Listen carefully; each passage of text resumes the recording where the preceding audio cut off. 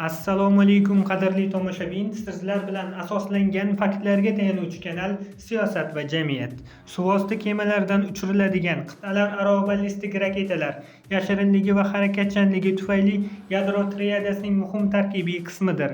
Ushbu yadroviy ballistik raketalar suvosti kemalarida olib boriladi va ular uzoq vaqt suv ostida qolishi mumkin. Bu ularni aniqlash va kuzatishni qiyinlashtiradi. Men bugun sizlarga suvosti kemalaridan uchiriladigan dunyodagi eng kuchli qit'alararo ballistik raketalardan biri Trident 2 haqida ma'lumot beraman. Tayyor bo'lsangiz boshladik. Trident 2, shuningdek Trident D5 nomi bilan ham tanilgan, AQSh va Buyuk Britaniya tomonidan ishlatiladigan suvosti kemalaridan uchiriladigan qit'alararo ballistik raketadir. UGM-133A Trident 2 u AQShning Ogayo toifasi suvosti kemalari va Buyuk Britaniyaning Vanguard toifasi suvosti kemalariga joylashtirilgan. Trident 2 1990-yildan beri xizmat qiladi va uning aniqligi va diapazonini oshirish uchun yangilanishlardan o'tdi. U 8 tagacha W88 yoki W76 yadro kallaklarini olib yurishi mumkin va 3 ta qattiq yoqilg'ida ishlaydigan raketa dvigatellari bilan ishlaydi. U dunyodagi eng kuchli va ishonchli ballistik raketalardan biri sanaladi va AQSh va Buyuk Britaniyaning yadroviy to'xtatib turish strategiyasining asosiy elementi bo'lib xizmat qiladi. Ushbu suvosti kemasidan uchiriladigan qit'alararo ballistik raketa o'zining ishonchliligi va bir nechta mustaqil nishonga olinadigan qayta kirish transport vositalarini tashish qobiliyati bilan mashhur bo'lib, uni AQSh yadroviy arsenalida ikkinchi zarba berishning kuchli variantiga aylantiradi. Trident 2 Lockheed Martin tomonidan ishlab chiqarilgan. Yuqori aniqlik va bir nechta yadroviy kallaklarni olib yurish qobiliyatiga ega bo'lib, dunyodagi eng kuchli va ishonchli raketa tizimlaridan biri hisoblanadi. U 11300 kilometrgacha bo'lgan masofaga uchishi mumkin. Ba'zi manbalarda 12000 kilometrgacha deyiladi.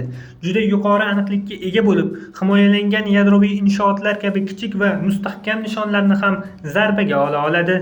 Trident 2 ballistik raketasi og'irligi taxminan 59 tonna, uzunligi 13,4 metr, diametri esa 2,1 metrni tashkil qiladi. Bitta raketa 8 tadan 12 tagacha yadroviy jangovar kallaklarni tashishi mumkin. Kallaklarning quvvati variantiga qarab W76 kallagi 100 kilotonna va W88 kallagi esa 475 kilotonnagacha. Trident 2 muntazam ravishda modernizatsiya qilinib kelinmoqda.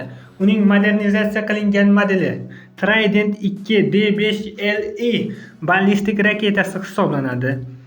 2025-yilning sentyabr oyida AQShning harbiy dengiz kuchlari Florida qirg'oqlari yaqinida 4 ta muvaffaqiyatli Trident 2 D5LE qit'alararo ballistik raketasi sinovini o'tkazdi. Bu raketaning 197-muvaffaqiyatli parvozi bo'ldi.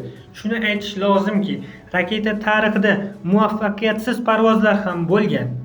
Masalan, 2024-yilning fevral oyida Buyuk Britaniya harbiy dengiz kuchlari Vanguard yadroviy suvosti kemasidan Trident 2 qit'alararo ballistik raketasi uchirishda muvaffaqiyatsizlikka uchradi.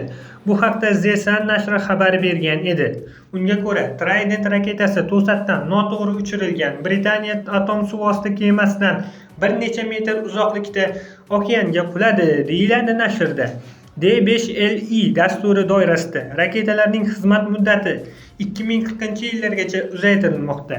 Kelajakda Trident 2 qit'alararo ballistik raketasi AQShning Columbia va Buyuk Britaniyaning Dreadnought sinfidagi kemalariga o'rnatiladi.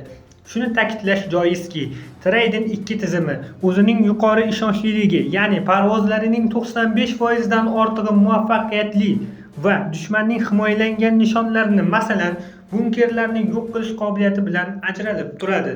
Ma'lumot o'rnida shu turdagi suvosti kemalaridan uchiriladigan qit'alararo ballistik raketalarga Rossiyaning RSM-56 Bulava va Xitoyning JL-3 raketalarini ham kiritish mumkin.